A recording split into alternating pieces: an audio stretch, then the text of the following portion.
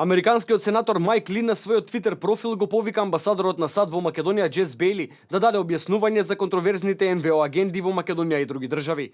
Во пораката на Твитер во која е споделена колумната Македонија и САД мора да ги победат своите непријатели, да почнеме од Сорос, сенаторот Ли вели дека се работи за добар текст, додавајќи дека разни невладини организации притискаат за контроверзни агенди во странски држави и дека американскиот амбасадор Джес Бейли треба да даде објаснување и одговори за сето тоа. Во текстот од Daily Caller кој го споделува сенаторот Ли се вели дека Македонија и САД имаат заеднички непријател во ликот на милиардерот Џорџ Сорос, кој со неговата организација, преправени со маската на меѓународен партнер на граѓанското општество, се меша во Македонија и незината политика со години.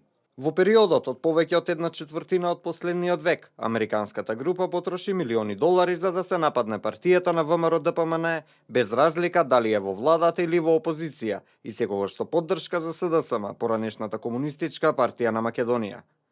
Ова е јасен случај на обид да се купи влијание, да се замеша во македонската политика и медиумите и да се создаде нестабилност во земјата и во регионот. Мора да се напомене дека премиерот Груевски е првиот европски лидер кој отворено зборува и е директен против Џорџ Сорос, а моќта на Сорос во Европа е толку голема што многумина се плашат дури да го споменат неговото име.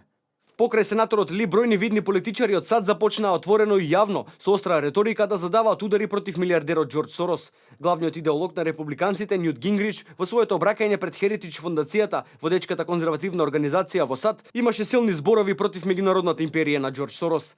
Гингрич истакна дека успехот на Трамп е резултат на непријателството на левите фашисти, финансирани од Џорџ Сорос и пропагандните медиуми за да создадат земја која е неприфатлива за мнозинството американци.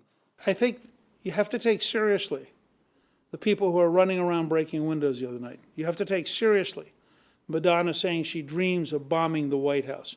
You have to take seriously the fact that you had worldwide George Soros funding. There's an article this morning arguing that Soros funded 50 different organizations.